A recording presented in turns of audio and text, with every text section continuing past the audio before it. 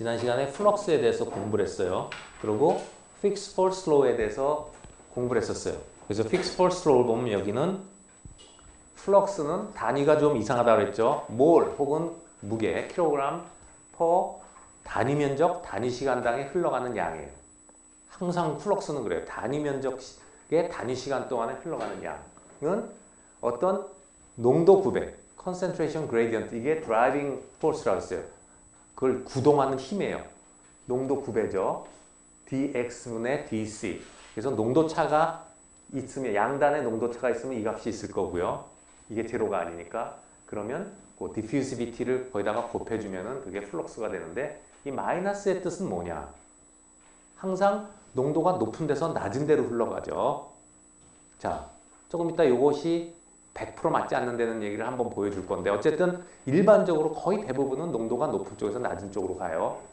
그러면 항상 이 델타라는 뜻은 뭐예요? 양쪽의 차이니까 dx면은 x2 x1. 그러니까 나중에서 보통 처음을 빼. 일반적으로 연력학에서 나중에서 처음을 빼요. 그럼 x2에서 x1을 빼요. 그럼 x가 양의 값을 가질 거예요. 큰 데서 작은 걸 빼니까. 그런데 컨센트레이션은 항상 높은 데서 거의 대부분 높은 데서 낮은 데로 가니까 x2 쪽이 낮죠. 그래서 낮은 데서 높은 걸 빼니까 이 값이 항상 마이너스가 나와요. 무슨 말인지 알겠죠? 상상을 해보면 x2 쪽으로 흘러가는, x1, x2가 있으면 x2가 더 커요. 그런데 이쪽의 농도는 낮아요. 그러니까 이 그레디언트가 마이너스라는 얘기, 이렇게 기울기가 이쪽 마이너스라는 얘기죠. 근데 플럭스는 어느 쪽으로 가요? x 쪽으로 흘러가죠, 지금. 그렇기 때문에 앞에 마이너스를 붙여줘야 돼요. 자, 그래서 이 diffusion coefficient는 단위가 제곱미터 퍼 세크 혹은 제곱센티미터 퍼 세크라는 단위를 가지고 그 요 안에 물질의 고유한 특성들이 담겨져 있어요. 조금 이따가 그것을 미시적으로 보게 돼요. 자, 여기서 한번 바로 봅시다. 어떤 두 가지 원소가 섞여 있어요. 자, 그래서 여기 보면 여기하고 여기하고 원자가 이렇게 점프를 해서 옆자리로 가니까 이 점프하는 가장 가까운 거리를 우리가 람다라고 봤고요. 그리고 이 단면적을 우리가 1이라고 놨어요. 이 단면적을 1이라고 가정을 해봅시다. 요 우리가 생각하는 면적을 이쪽 이런 면적에서 이렇게 가고 있어요. 한 칸을 점프해. 그러면 여기서 이제 회색 원자가 이쪽에 많고 이쪽에 노란 원자가 많다고 합시다. 그럼 회색 원자가 이렇게 점프하는데 left에서 right로 가는 플럭스를 봅시다. 플럭스는 단위 시간당 단위 면적을 통과하는 양이라고 했어요. 그럼 이쪽에서 일로 가는 걸 보면 여기 C라는 것은 여기에 보면 회색 원자라고 보죠. 회색 원자의 단위 부피당의 농도예요. 몇 개가 있느냐. 세제곱센티미터당 이런 게 몇 개가 있느냐 하는 거죠. 이 지점에서 농도죠. 그런데 이 지점에서의 농도라 하면은 세제곱센티미터당 몇 개가 있냐 하는데 실제로는 몇 개가 중요하니까 거기다 부피를 곱해야 되죠.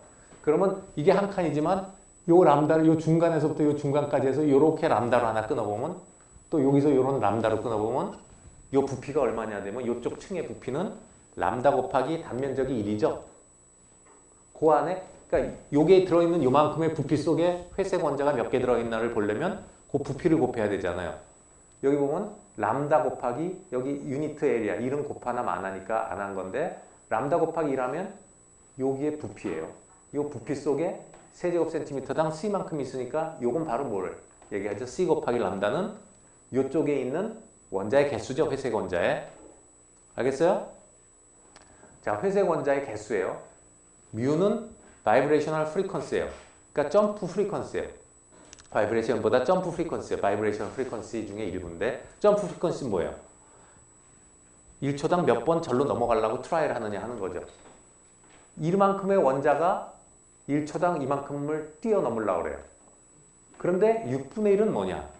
원자가 이게 점프 확률인데요. 점프 확률인데 1초당 점프를 몇 번 하느냐인데 원자가 3차원이기 때문에 1로 뛸 수도 있고 1로 뛸 수도 있고 이 회색 원자가 1로 뛸 수도 1로 뛸 수 위 아래 이쪽 저쪽 해서 6방위가 있죠. 그러면 오른쪽으로 뛰는 것은 확률이 6분의 1이 되겠죠. 알겠어요? 3차원이니까. 그래서 오른쪽으로 점프하는 것은 6분의 1의 뮤 곱하기 C 곱하기 람다가 돼요. 플럭스가. 그럼 반대로 이쪽에서 이쪽으로 뛰는 것은 얼마냐? right에서 left로 보면 똑같은데 이쪽만 바뀌었죠. 다 똑같은데 여기는 뭐냐면 콘센트레이션이 여기하고 여기하고 차이가 날 거예요. 얼만큼? 델타 C만큼 차이가 나요. 여기가 콘센트레이션 C인데 여기는 C 플러스 델타 C라고 합시다.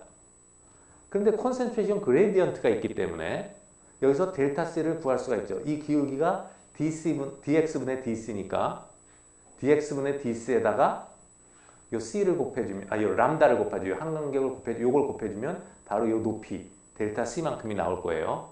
이거 뭐 산수니까. 그래서 요것을 람다 곱하기 dx분의 dc로 바꿔 쓰면은 요런 식이 나오는데, 그럼 결과적으로 이쪽에서 이쪽으로 가는 것은 전체는 어떻게 되느냐? 그러면 지금 여기서 여길 뺐죠. 이거는 일로 점프할 확률이고 여기 있는 게 점프할 확률은 이 왼쪽으로 점프할 확률은 이거면 차이가 있잖아요. 확률에. 플럭스에. 그래서 네트 플럭스는 여기서 이거를 빼주면은 이제 여기 보면은 요거는 앞에 텀은 요거랑 없어지고요. 이 뒤 텀만 남는데 지금 이것은 요게 마이너스니까 플럭스에 마이너스를 붙여주고 그러면 요 식에서 dc, dx는 빠지고 요 앞에 텀에서 같이 마이너스 있으니까 요 6분의 1 뮤 곱하기 람다 제곱이 d가 되겠죠. 자, 이게 아토미스틱 뷰로, 그러니까 원자의 뷰로 본 거예요. 디퓨전에 관계되는 게 뭐가 있냐. 아까 말했지만 이 픽스의 퍼스트 로의 이 d 텀에는 물질의 고유한 특성이 들어가 있다고 그랬어요. 그럼 여기를 보면 d를 결정하는 게 6분의 1 뮤 곱하기 람다 제곱이죠. 그럼 여기서 뮤와 람다가 다 물질마다 틀릴 거예요. 왜 그러냐면 옆에 원자하고 간격 같은 게 틀릴 거예요. 람다 당연히 틀리겠죠. 그 다음에 어떤 원자가 이걸 점프할 수 있는 확률, 옆에 자리로 뛰어갈 수 있는 확률도 뭐 결합이라든가 이런 상태가 다 틀리기 때문에 달라질 거예요. 그래서 이 D가 바로 물질마다 확산 속도가 다른 이유를 설명해 주고 있죠. 원자 비유로. 그죠? 여기서 하나 생각 안 한 게 이제 조금 이따 나중에 나올 텐데요. 확산을 좀 더 이제 여러 가지 인자를 고려할 때 나올 텐데 여기서는 지금 뭐를 고려 안 했냐면 여기서 점프하는 게 6분의 1이 1로 점프를 한다고 그랬는데 그때도 봤지만 이게 디퓨전 베이컨시 메커니즘 혹은 서브스티튜셔널 메커니즘일 경우에는 얘가 점프를 하더라도 반드시 간다는 보장이 없어요. 뭐가 필요했죠? 서브스티튜셔널에서 뭐가 있어야 가요? 옆에 뭐가 있어야지 점프가 가능해요. 점프를 했는데 옆에 갈 자리가 있어야 될 거 아니에요. 뭐가 있어야 돼요? 베이컨시가 있어야 될 거 아니에요. 그 확률은 지금 여기 들어가 있지 않아요. 그럼 이건 어디다 쓸 수 있느냐? 일반적으로 저거는 지금 저 상태라면 인터스티셜 디퓨전에는 쓸 수가 있을 거예요. 인터스티셜은 옆에 상관없이 갈 수가 있죠, 지금. 어쨌든 그러한 고려하는 텀이 또 들어가야 돼요. 그렇지만 그냥 일반적으로 뭐 그런 거를 고려 안 하고 옆에 자리가 있느냐 없느냐를 보지 않고 점프하는 걸로만 생각했을 때는 이 플럭스의 식에서 이 미시적으로 그러니까 아토미스틱 뷰로 이런 플럭스하고 콘센트레이션 그레디언트를 관계돼 지어주는 그 상수, 비례상수 D에 이러한 텀이 들어가 있다는 걸 알 수가 있어요. 그래서 하나 더 나가면 앞에 그 랜덤 워크, 그 프록 점프에서도 봤지만 X의 평균 거리는 람다 곱하기 루트 VT라고 그랬죠. 그럼 요거를 루트를 씌워주면 6배를 해서 루트 6D는 루트 람다 곱하기 루트 뮤 여기 나오죠. 람다 곱하기 루트 뮤가 나오죠. 그래서 요식하고 요식을 연관해서 요식에다 집어넣으면 X바는 루트 6DT다. 그때 뭐라 그랬냐면 X와 T가 이렇게 루트 관계로 비례하는 거예요. 이게 이제 디퓨전의 특징이라고 그랬어요. 디퓨전이면 저렇게 보인다. 그리고 여기 보면은 실제로는 X는 루트 DT에 비례하게 돼요. X는 루트 DT다 하는 것이 디퓨전에는 가장 많이 나와요. 그러니까 디퓨전이면 디퓨지비티 곱하기 그 시간의 루트에 비례해서 X가 들어가게 돼요. 거리가. 그래서 요 디퓨전의 특징 여기서도 지난번에 랜덤워크하고 그 비교를 해서 식에서 얻어낼 수가 있다. 자, 지금까지는 fix first law를 했는데 second law를 하기 위해서 사전에 조금 기초 작업이 필요해요. 그래서 여러분들이 대개 연력학을 다 필수로 듣기 때문에 그 연력학 얘기를 간단히, 여기는 연력학을 자세히 하고 싶진 않아요. 간단히 하고 그 다음에 그 fix second law에 들어가도록 하겠어요.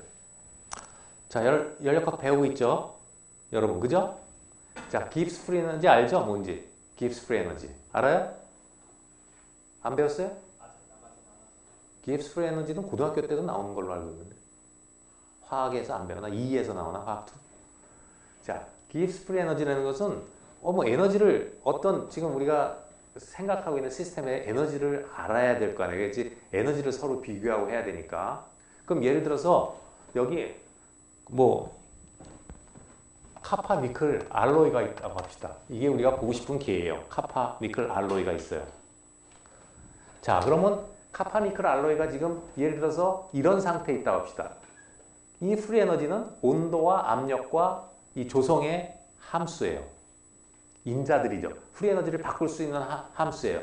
인자들이에요. 그래서 예를 들어서 지금 이게 일기압하에서 상온에서 뭐 이 조성이 5대5로 있다고 합시다. 이게 반 50%씩 섞여 있어요. 아토믹 퍼센트 배웠죠? 웨이트 퍼센트 배웠고 아토믹 퍼센트로 50대 50 그럼 여기가 100개면 이것도 100개 있겠죠. 그런 덩어리가 있어요. 자, 상온에 일기압하에 있어요. 이것이 만약에 일기압하에 뭐 200도가 되면은 어떻게 될 것이냐? 예를 들어서 이게 뭐 얼음도 될 수 있고 뭐 물도 될 수 있는데 여러분들 알다시피 연력학 이런 인자들이 바뀌면 이게 상도 바뀌고 상태가 바뀌어요. 그런 게 알고 싶죠. 우리는 그런 게 필요해요. 그런 걸 공부해야 돼요. 그래서 여기에 어떤 A 스테이트라는 것은 이런 것들이 이제 정해져 있겠죠. 하나로. B 스테이트는 또 달라요. 온도가 달라질 수도 있고 다 달라질 수 있어요. 압력도 달라질 수도 있고. 그랬을 때 얘가 이 상태를 이런 조건에서 이 상태로 이런 조건이 바뀌면 에너지가 낮아지느냐 높아지느냐 이런 걸 공부하고 싶은 거예요. 에너지가 낮아진다면 그런 쪽으로 흘러갈 거고 에너지가 높아지면 그런 쪽으로 안 갈 거야. 이 상태가. 여러분 그 에너지가 낮은 쪽으로 간다는 건 알 테니까. 그래서 지금 그런 생각을 하고 있는 거예요. 그럼 여기서 스테이트 A 상태의 프리 에너지는 이렇게 이제 A 상태의 온도와 압력과 조성 요 세 가지만을 임자로 우리가 보는 것을 우리가 심플 시스템이라고 해요. 대부분의 경우에 여러분이 배우는 연력학은 공부하는 연력학은 이것만 배워요. 그렇지만 이 상을 바꿀 수 있는 게 여러 가지가 있습니다. 그거 말고도 여기 전기장이라든가 자기장이라든가 이런 것들도 다 들어가요. 이제 이렇게 되면 시스템이 복잡해지죠. 단순계가 아니에요. 그래서 단순계에서는 보통 이 세 가지만 고려를 해서 공부를 해요. 그럼 만약에 이게 니켈이 안 들어가고 그냥 순수한 구리에 대해서 알고 싶다. 구리라는 것도 온도가 높으면 녹을 수도 있고 온도가 낮으면 고체가 되고 그러지 않아요? 기체가 될 수도 있고 순수한 구리라고 하면은 조성의 변화가 없으니까 이건 없어져 버려요. 이건 그냥 구리밖에 없어요.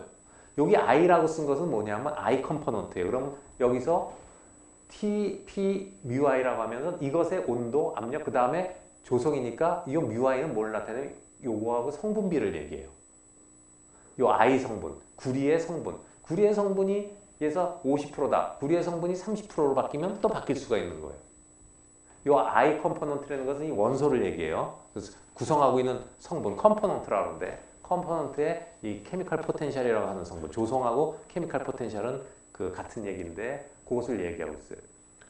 그래서 기브스 프리 에너지는 왜 우리가 많이 그 관심을 갖냐? 재료 연력학에서는 전부 기브스 프리 에너지를 거의 다 헬머홀츠 프리 에너지 여러 가지가 에너지가 있지만 왜? 이 임자가 온도와 압력으로 주어지기 때문에 그래요. 예를 들어서 헬머홀츠 프리 에너지는 온도와 볼륨이에요. 근데 여러분이 실험을 많이 해보지만 어떤 고체가 뭐 어떻게 바뀌고 어떤 스테이트가 바뀌나 할 때 실험할 때 볼륨을 일정하게 하는 거 굉장히 어렵거든요. 볼륨을 어떻게 일정하게 온도가 올라가면 볼륨이 늘어나고 막 줄어들고 하는데 그래서 압력을 일정하게 하기 쉽죠. 5기압, 10기압, 1기압, 뭐 0.1기압 이런 건 쉬워요. 자, 그래서 압력과 쉽게 얘기하는 겁니다. 온도를 줄여보는 거예요. 우리가 실험에서 할 수 있기 때문에 그래서 깁스 프리 에너지가 가장 유명해요. 우리한테 와닿는 값이에요. 실험에서 이 값을 다 알 수가 있기 때문에. 뭐 비열이라든가 이런 걸 측정해서 다 압니다.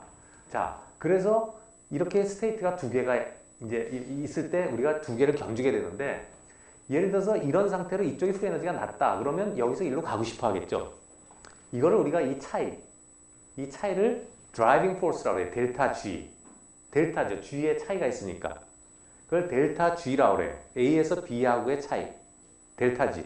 그래서 항상 아까도 얘기했지만 나중 스테이트에서 처음 스테이트를 빼줘요. 반응은. 그러면 나중 스테이트에서 처음을 빼주면 이 상태에서는 B가 A보다 낮기 때문에 델타 G가 뭐가 나오겠어요? 마이너스 값이 나오죠. 여러분 알고 있죠? 프리 에너지가 마이너스 값이 나오면 그쪽으로 반응이 진행된다는 거. 이쪽으로 안 갈 거예요. 일로 가려고 하겠죠. 그래서 이 연력학은 왜 공부를 하느냐? 연력학은 우리가 이렇게 스테이트 이런 거에 따라서 이 계산이 가능하고 이런 값들이 그랬을 때 내가 지금 보려고 하는 이런 조건으로 갔을 땐 얘가 이거보다 에너지가 낮으냐 높으냐 이걸 따져주는 거예요. 연력학은. 그럼 뭘 알아요? 얘가 이리로 가고 싶어 하는구나 안 가고 싶어 하는구나 하는 걸 알겠죠. 그래서 연력학은 단지 이 스테이트가 높으냐 저 스테이트가 높으냐 하는 거를 따져주는 거예요. 그런데 우리가 11장 이후에서 주로 배우게 되는 이제 반응론이라는 거 있죠. 키네틱스라는 게 있어요. 이건 터모다이나믹스예요. 키네틱스는 가느냐 안 가느냐는 가고 싶으냐 안 가고 싶으냐 그게 드라이빙 포스 욕구예요. 욕망. 그것은 연력학으로 알지만 키네틱은 뭘 가르쳐 주느냐 실제로 가느냐 안 가느냐를 알려줘요. 또 가면 얼마나 빨리 가느냐 천천히 가느냐를 알려줘요. 그러면 이렇게 여기서 일로 가려고 하는데 왜 못 갔냐 왜 키네틱이 필요하냐 하면 다음 페이지에 보는 것처럼 액티베이션 에너지가 있기 때문에 그래요. 이제 이런 걸 공부하는 게 반응론이죠. 여기서 말이죠. 이런 벽돌이 여기에 서 있다고 합시다. 근데 벽돌이 이렇게 누워있을 때하고 서 있을 때하고 보면은요. 이 무게중심, mgh죠. 이 포텐셜 에너지밖에 없어요. 키네틱 에너지가 없어요. 운동 에너지가 없어요. 포텐셜 에너지가 mg 곱하기 h인데 h라는 것은 이게 무게중심이니까 이 가운데예요. 그러면 질량 똑같은 벽돌에 중력 가속도 mg 똑같고 h만 틀리죠. 이게 안정하잖아요. 이거보다 얼만큼 안정해요? 이만큼 안정하죠. 높이 차이만큼. 이게 바로 드라이빙 포스예요. 델타 G 차이예요. 여기서 일로 가고 싶어 하는 거죠. 그래서 연력학은 이거보다 이게 안정하다 하는 걸 알아요. 그런데 키네틱에서 뭘 얘기해 주죠? 여기서 일로 가려면 반드시 고비를 넘어야 돼요. 고비가 높은 것도 있고 낮은 것도 있죠. 여기서 보면 이게 넘어가려면 이런 순간을 거쳐가겠죠. 그때 보면 무게중심이 올라가죠. 우리가 이것을 잘못 썼네. 델타 G 스타인데 액티베이션 에너지라고 불러요. 델타 G는 여기하고 여기의 차이죠. 이 차이가 델타 G고 이 차이를 액티베이션 에너지, 액티베이트 한다는 거죠. 이걸 델타 G 스타라고 불러요. 지금 엄청 중요한 개념을 배우고 있어요. 이런 개념을 정확히 알아야지 여러분이 공부하는 데 굉장히 도움이 돼요. 개념을. 알겠죠? 그래서 다시 한번 보면 스테이트 A에서 여기가 어떻게 준안정한 상태인데 요 델타 G의 변화가 제로가 되는데 미분에서 제로가 되는 점 여기가 이제 안정한 자리죠. A가 있고 B가 있는데 반드시 중간에 이런 꼭지점을 하나 지나가야 돼요. 요게 델타 G 스타고 요게 델타 G가 돼요. 이걸 GB에서 GA 뺐죠. 요것이 드라이빙 포스가 돼요. 요것은 액티베이션 에너지가 되고 그래서 일반적인 모든 시스템에 우리가 공부하는 건 뭐냐면 연력학에서 여러분이 연력학 과목에서 배우는 것은 이 상태와 이 상태가 어떤 게 안정하냐 이런 걸 공부하는 거예요. 예측을 하는 거죠. 갈 거다 안 갈 거다. 그 다음에 키네틱에서 공부하는 것은 이걸 공부하는 거예요. 이게 얼만큼 높아야 이게 높으면 천천히 갈 거고 이게 낮으면 빨리 갈 거고 그럼 왜 이런 걸 공부하냐? 우리가 여기서 일로 가게 할 경우도 필요하고요. 왜 그러면 우리가 어떤 재료를 어떻게 선택해서 어떻게 가공하고 어떻게 공정을 해서 쓰느냐에 따라서 이렇게 갈 수도 있고 어떤 경우에는 이렇게 이게 낮아서 이렇게 쉽게 가려고 해요. 그런데 나는 이런 성질을 쓰고 싶어요. 그럼 못 가게 해야겠죠, 거꾸로. 그런 것도 재료 응용에 많이 나와요. 일로 가고 싶어 하는 거를 못 가게 하는 거죠. 뭐 첨가물을 집어넣거나 해서 얘는 일로 가고 싶은 욕망이 큰데 이것을 못 가게 막아주는 거죠. 쐐기를 박아놓는 거죠. 그래서 이 상태에서 지금 불안정하지만 이 상태에서 좋은 성격이 나오기 때문에 그 성질이 일로 가면 없어지기 때문에 못 가게 해서 이걸 불안정한 상태로 그나마 안정하게 해서 쓰는 거예요. 그런 걸 다 할 때 뭐가 필요해요? 이런 연구들이 필요하겠죠. 이해를 해야지 쐐기를 박을래도 여기에 필요한 쐐기인가 저기에 필요한 쐐기인가 어디다 쐐기를 어느 곳에다 넣어야 될지를 알잖아요. 알아야 되잖아요. 이게 하나가 아니라 여기서 일로 반응이 가려면 이게 산을 넘어야 되는데 이런 산이 막 여러 개 있다고 보면 돼요. 그러면 여기서 여기 일로 가는데 이건 하나의 예를 보였지만 이렇게 가는 길도 있고 이렇게 가는 길도 있고 저렇게 가는 길도 있고 막 있어요. 여러 가지 산이 많단 말이에요. A마일에서 B마일까지 가는데 물이 막 흘러가는데 이쪽 갈 수도 있고 절로 갈 수도 있어요. 그런데 예를 들어서 물이 일로 막 흘러가고 있는데 여기 갖다 쐐기를 박아봤자 소용이 없단 말이에요. 그죠? 길목에 가서 쐐기를 박아야 되잖아요. 그런 것을 이런 그 키네틱 실험을 해가지고 찾아내는 겁니다. 어느 쪽으로 이게 움직이는가. 그것 중에 하나가 아까 보면 예를 들어서 어떤 원소가 확산을 하는데 확산을 못하게 하고 싶어요. 내가. 확산을 안 했으면 좋겠어요.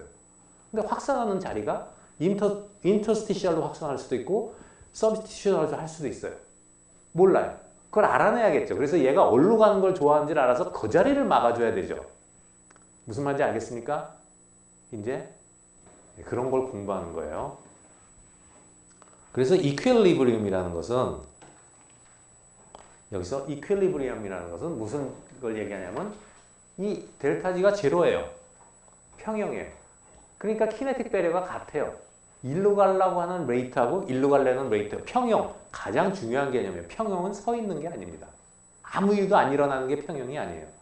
평형에선 일이 일어나고 있어요. 그런데 이쪽으로 가려고 하는 일의 속도하고 반대로 넘어오는 속도가 같은 거죠. 그래서 여기 레이트가 같은 거예요. forward reactional rate하고 reverse reactional rate가 같은 게 평형이에요. 아무 일도 안 일어나고 가만히 있는 게 평형이 아니에요. 알겠어요?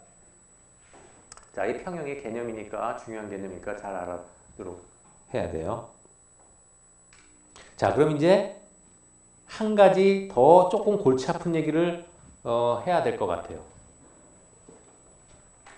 아까 그 디퓨전이라는 게 컨센트레이션 그레디언트 때문에 생긴다고 그랬잖아요. 높은 데서 낮은 데로 간다고 그랬는데 이거 조금 어려워요. 근데 연력학에서 여러분이 배우게 될 거예요.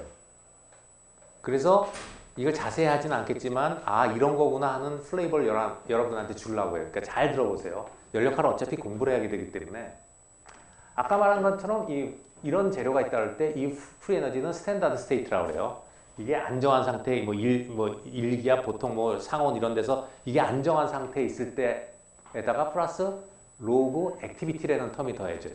액티비티라는 텀이 더해지는데 요거가 이제 일반적으로 이제 프리 에너지를 배우면 많이 나와요. G는 스탠다드 스테이트 플러스 RT 로그 A라는 거. 요 A를 액티비티라고 불러요. 요거를 여기에서 설명할게요. 자, 요 뮤i를 여기서 카파라고 합시다. 카파라고 해요. 그럼 카파는 요 시스템 안에 있는 카파는 뮤i는 카파가 100% 있을 때 순수한 카파예요. 1몰이 있을 때 카파가 1몰이 순수하게 있을 때를 그때 이놈이 갖고 있는 에너지를 스탠다드 스테이트로 슈퍼스크립트 동그라미를 붙여요. 그래서 뮤i 제로죠. 이것은 뭐냐면 순수한 카파가 있을 때 프리 에너지 그놈의 1몰이 있을 때 여기는 섞여 있죠. 이런 게 아니라 순수한 카파가 있을 때하고 지금 여기서는 지금 섞여 있죠. 50대 50으로 있다 합시다. 그러면 얘가 순수한 게 섞여 있을 때하고 지금 50%만 섞여 있을 때하고 액티비티가 달라진다는 얘기예요. 만약에 이게 순수하다면 액티비티가 1이면 순수한 거예요. 자기 고유의 뜻. 예를 들면은 지난번에 그 사회연력학 같은 것도 얘기했지만 한국 사람이 미국에 갔는데 미국 사람이 한국 사람은 똑같이 인식을 해줘요. 똑같이 생활을 해요. 그러면 한국에 살던 사람이나 여기 한국 사람끼리 살던 한국 사람이나 거기 미국에 가서 사는 한국 사람이라 하나도 꺼리낄 게 없어요. 여기서 살던 거랑 똑같이 불편함이 없이 살아요. 그럼 액티비티가 1인 거예요. 투표권도 있고 똑같아. 근데 여러분이 생각해도 뭔가 환경이 주변이 달라지면 뭔가 달라지겠죠? 한국 사람이 가서 예를 들어서 미국 사회에서 위축이 됐다고 합시다. 여러 가지 위축이 됐어요. 그럼 액티비티가 1보다 작아지는 거예요. 그러면 뭐예요? 한국 사람끼리 있을 순수할 때에 비해서 이게 1보다 작아졌다는 얘기는 그 상황에서는 뮤i가 케미칼 포텐셜이 작아졌다는 얘기예요. 자, 만약에 미국 가서도 똑같다. 이게 1이면 똑같죠? 두 개가. 스탠다드 스테이트. 내가 여기 있을 때는 저기 있을 때는 똑같은 거예요. 액티비티는 1보다 클 수도 있고 1보다 작을 수도 있어요. 자, 어떤 사람이 여기서 있다가 예를 들어서 여기서는 찌글찌글 했는데 어디 좀 못 사는 나라에 갔다고 합시다. 그랬더니 거기서 재력도 있고 그 동네 사람들이 다 어이 대단한 사람 왔다고 우리를 그래요. 그러면 한국에 있을 때보다 그 사람은 거기 가서 액티비티가 올라가는 거예요. 무슨 말인지 알겠죠?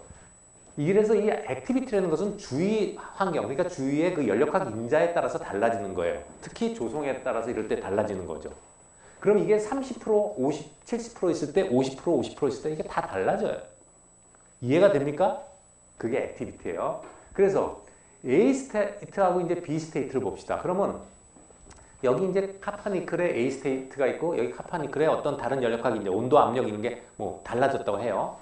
조성도 달라질 수 있고요. 그러면 이 카파가 I가 카파라고 하면 카파가 이 상태에서 이러한 액티비티를 갖게 이러한 케미컬 포텐셜을 갖겠죠. A 상태에서 액티비티를 가질 거예요. 내가 여기 있어요. 그러다가 내가 뭐 딴 데로 갔어요. 그러면 B 스테이트로 하면은 이건 똑같죠. 스탠다드 스테이트니까. 얘는 얘들끼리 있을 때니까 이건 똑같은 값에다 얼만큼 여기서부터 벗어나느냐. 자, 이게 달라질 수 있겠죠. 그런데 그래서 여기 차이, 뮤i에서 뮤, 이거 나중 스테이트에서 처음 스테이트를 빼면은 이 차이가 나오고요. 근데 액티비티는 그러면 액티비티는 어떻게 주어지느냐? 액티비티는 액티비티 코에피션트라는 감마에다가 조성을 곱해줘요. 이게 그 무슨 얘기냐면 이게 50%다. 그럼 XI는 0.5예요. 0.5씩 섞여 있겠죠. 전체 중에 몇 프로, 몰비예요. 그러니까 1대1로 들어있는데 이게 있으니까 0.5겠죠. 근데 액티비티 코에피션트는 뭐예요?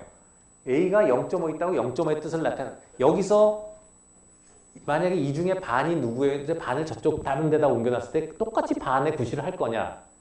그 반의 액티비티가 달라질 수 있죠. 그 액티비티 코에피션트가 감마예요. 그래서 이 두 개를 곱하면 액티비티가 되는 거예요. 그래서 여러분이 솔루션에서 배웠을 거예요. 헨리의 법칙이라는 걸 배웠을 거예요. 헨리안 비헤이비어. 헨리안 비헤이비어 배웠죠? 라울의 법칙과 헨리의 법칙 배웠죠? 모른 척하지 말고 배웠죠? 솔루트가 헨리의 법칙을 따라요. 근데 묽은 용액에서요. 그러니까 솔벤트가 많고 거기 솔루트가 들어가면 솔루트가 그 들어간 몰수에 비례해서 그 콘센트레이션이 일치할 때 이게 헨리가 이 조성의 그대로 비를 따라간다는 게 그게 헨리의 법칙이에요. 어쨌든 거기서도 나오지만 이 액티비티 코에피션트가 이게 농도가 작으면은 뭐 거의 그 비슷하게 농도하고 비례해서 어쨌든 이것이 이런 조성하고 액티비티하고 다 관계가 돼 있어서 이게 바뀔 수가 있어요. 감마가 이 몰수하고 1대1로 비례를 하지 않는다고. 그러면 이 액티비티 코에피션트가 1이 아니라는 얘기죠. 액티비티가 1이 아니기 때문에 1일 수도 있지만 보통 1에서 벗어나기 때문에 주요 환경에 따라서 감마도 1이 아니에요. 그래서 여기서 이제 약산을 해서 이건 뭘 보여주냐면 약산해서 빼놓고 보면은 여기서 이게 케미컬 포텐셜의 차이 dx분의 d뮤인데요. dx분의 이걸 dx, d 이것도 빠졌네. dx분의 d뮤를 해주면 결과적으로 요게 케미컬 포텐셜의 차이를 요 x의 차이로 양쪽에 그러니까 x분의 요 길이분의 요 차이를 한 거죠. 케미컬 포텐셜 차이. 그렇게 해놓으면 뭐가 나오냐면 여기 조성의 차이가 나오죠. 실제적으로 여기 보면은 디퓨전 코에피션 디퓨전 플럭스, 픽스 펄스로 보면은 dx분의 dc 컨센트레이션하고 관계되거든요. 여기 농도니까. 이 농도 텀으로 이렇게 빠져나오지만 실제로 보면은 농도 텀이 아니라 케미컬 포텐셜의 그레디언트가 정확하게 맞는 거예요.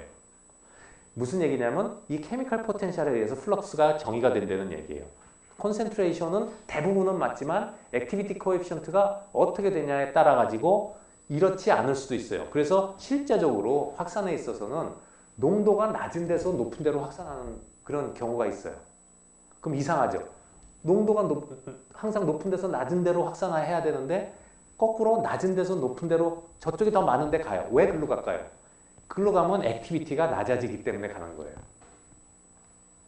그 케미컬 포텐셜로 보는 게 더 정확한 거예요. 그래서 이 식을 드러낸 거는 우리가 이렇게 알고 있지만 실제적으로는 케미컬 포텐셜이 더 정확한 표현이다. 그러나 대부분의 경우에는 이 식을 써도 무방한 거예요. 근데 잘못 알고 있으면 안 돼. 항상 이렇다고 알고 있으면 안 되는 그런 차원에서 설명을 한 거예요. 이거는 항상 맞아요. 케미컬 포텐셜이 높은 데서 낮은 데로. 이건 에너지를 따지는 텀이잖아요. 그러니까 그러니까 에너지가 높은 데서 낮은 데로 가는 게 맞는 거예요. 농도가 높은 데서 낮은 데로 가는 건 틀린 거예요. 에너지가 높은 데서 낮은 데로 가는 거예요. 일반적으로 여기가 농도가 높으면은 농도가 낮은 데로 가면 에너지가 낮아진다고 볼 수가 있지만 액티비티가 이쪽에서는 이쪽보다 저쪽이 더 액티비티가 낮아질 수 있으면 글로 갈 수가 있는 거예요. 무슨 말인지 알겠죠? 그래서 실제로는 이것이 더 확실한 표현이다 하는 것을 보여주기 위해서 설명을 했어요. 그럼 이제 스테디 스테이트를 한번 봅시다. 아까 이퀄리브리움 설명했죠? 아무 일도 일어나는 게 아니라 양쪽에서 반응 속도가 같다고 했어요. 자, 이런 경우에요. 그럼 스테디 스테이트는 뭐냐? 여기 넌 이퀄리브리움이에요. 학생들이 착각을 하는 게 스테디 스테이트를 평형으로 알고 있어요. 그게 잘못이에요. 그러면 평형과 이 스테디 스테이트, 비평형인데 평형이 아닌 상태의 스테디 스테이트는 뭐가 틀린가 봅시다. 여러분이 물탱크에 이쪽에서 물이 들어오고 나가요. 근데 누가 여기를 주목하고 있어요. 여기서 시간당 1리터가 들어와서 시간당 1리터가 나간다고 합시다. 여기 수면에 변화가 있어요, 없어요? 없죠? 그런 건데 사람들은 이거를 평형이라고 해서 착각을 해요. 아무 일이 없으니까 저기 평형이구나. 평형일까요? 아니에요. 이게 스테디 스테이트예요. 보면 플럭스가 이쪽으로 들어와서 일로 나가죠. 어느 단면을 보든가 플럭스는 이쪽에서 들어와서 이쪽으로 나가죠. 아까 보면 어때요? 플럭스가 레이트가 같다는 것은 일로 가는 거하고 반대쪽으로 오는 게 있어야 되죠. 그게 맞아야지 평형이죠. 이쪽에서 반대쪽에서 오나요? 전부 한쪽으로만 흘러가고 있죠. 그런데 흘러가는 양이 일정하기 때문에 이 내부에 변화가 없어요. 양의 변화가 없죠. 물의 양에. 이게 만약에 물질이라고 보면 이 안에 컨센트레이션, 원자들이라고 하면 원자들의 농도가 변하지 않고 있어요. 그죠? 만약에 이쪽에서 많이 들어와서 적게 나가면 농도가 점점 올라가야 될 거고 적게 들어와서 빨리 나가면 농도가 떨어져야 되는데 스테디 스테이트가 되면 이 안에 원자의 농도는 일정할 거예요. 왜? 이쪽에서 100개가 들어오면 100개가 동시에 나가고 있어요. 오케이? 이거 간단한 개념인데요. 이게 굉장히 중요한 개념이에요. 스테디 스테이트가. 이건 평형이 아닙니다. 앞으로도 공부할 때 항상 이 개념이 머릿속에 남아있으면 좋을 것 같아요. 지금 쉬운 것 같지만 나중에 잊어버려요. 자꾸 이걸 평형하고 혼동을 한다고. 그럼 이제 스테디 스테이트 디퓨전 하면 벌써 이것은 평형이 아니구나 하는 걸 알아야 돼요. 그러면 이제 픽스 세컨드 로우로 이제 들어가기 전에 이제 스테디 스테이트를 보게 되는데 이게 픽스 세컨드 로우에도 이제 스테디 스테이트와 넌 스테디 스테이트가 나와요. 그럼 스테디 스테이트는 들어가는 양과 나오는 양이 같죠. 같기 때문에 여기 보면 퍼스트 로우에서 이거가 이쪽 저쪽이 같기 때문에 같다고 하면은 레프트하고 라이트의 컨센트레이션이 같기 때문에 변화가 없다는 거예요. 컨센트레이션이 이 안에 변화가 없어요. 만약에 컨센트레이션이 이렇게 돼 있었다. 처음에 높고 낮았다. 그러면 100개 들어서 100개 나가면 여기가 변화가 없어요. 그대로 이렇게 있어요. 컨센트레이션에 변화가 없어요. 여 맨 밑에 보는 것처럼 the slope dc dx must be constant. Slope doesn't vary with position. 변화가 없어요. 여러분은 그런 생각하죠?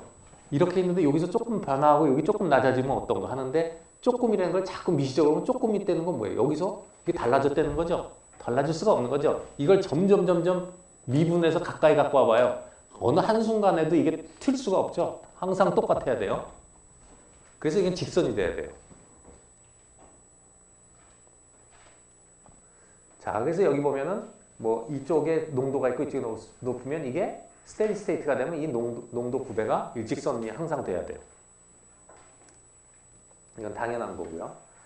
이 다음에 이제 장갑 문제가 있어요. 페인트 벗기는 그 용액이 몸에 해로운데 그래서 장갑을 끼고 하는데 이 장갑에 이제 메틸렌 클로라이드라는 게 이제 손에 이제 가려움증을 주는데 이것이 이 확산 속도가 이렇고 이쪽의 농도가 이러면 얼마 지나갔냐 이런 건 그냥 산수니까 넘어가도록 할게요. 이 픽스로에다 그냥 갖다 식만 집어넣으면은 플럭스가 그냥 계산돼서 나와요. 여기 보면 그램 퍼 제곱센티미터 곱하기 세크 플럭스에 여러 번 얘기했어요. 이건 다른 예인데 일반적인 이제 공업에 스틸에다가 카본을 집어넣는 거예요. 나중에 8장의 스트렝스닝 메커니즘에서 나오지만 이 표면에다가 이 카본을 집어넣으면 철과 철 틈새 사이에 카본이 들어가서 그 표면을 굉장히 강화시켜줘요. 강하게 만들어요. 그래서 카본을 집어넣어줘요. 우리가 카브라이제이션이라고 하는 침탄, 탄소를 침투시킨다 해서 침탄이라고 해요. 카브라이제이션이라고 하는데 여기서 카본의 농도가 이쪽이 낮고 이쪽이 높아서 들어갔을 때 이렇게 스테디 스테이트 상태라고 하면은 뭐 여기서 들어가면 얼만큼 들어갔냐 이것도 뭐 아까 그 식으로 이게 컨스탄트 스테디 스테이트라면 그냥 식에다 갖다 놓으면 다 나올 거예요.